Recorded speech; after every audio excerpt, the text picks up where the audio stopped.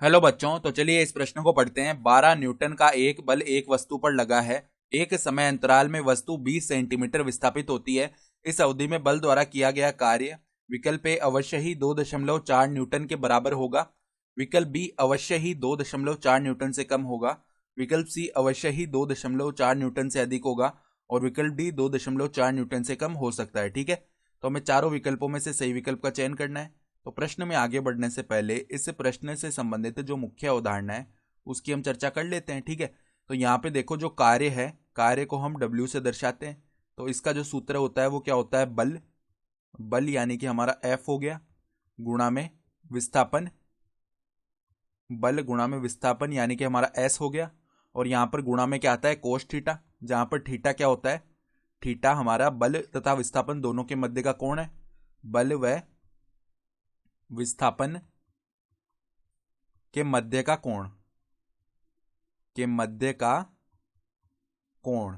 ठीक है, तो यहां पर देखो, हम जानते हैं कि कोस थीटा का जो मान है ना, वो कहां से कहां तक जाता है?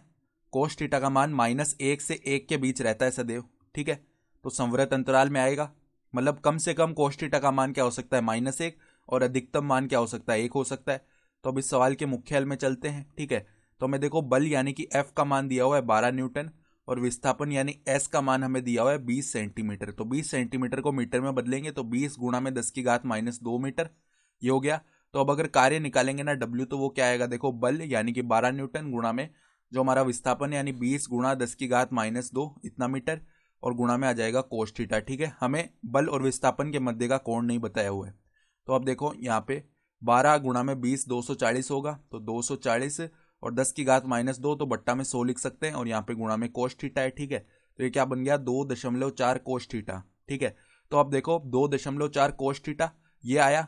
और यहाँ पर देखो, अब जो ये कार्य आया है, ठीक है, ये जो कार्य आया है, यहाँ पर कोस थीटा का मान जैसे जैसे बदलेगा, इस कार्य का मान बदलेगा। जैसे कोस थीटा का मान -1 से 1 के बीच होता है। ठीक है, तो ये जो W यानी कार्य का मान है, इसका मान जो है वो कहां से कहां तक आएगा?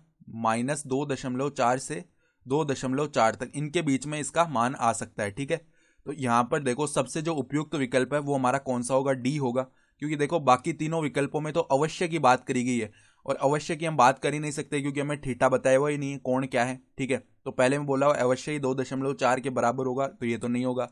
फिर देखो, अवश्य ही 2.4 से कम होगा, हमें पता ही नहीं है थीटा का मान क्या है, तो अवश्य तो हम बता ही नहीं सकते ना। अब इसका मान क्या हो सकता है? 2.4 से कम हो सकता है, ये बात सही है। ठीक है, मतलब ऐसा हो सकता है।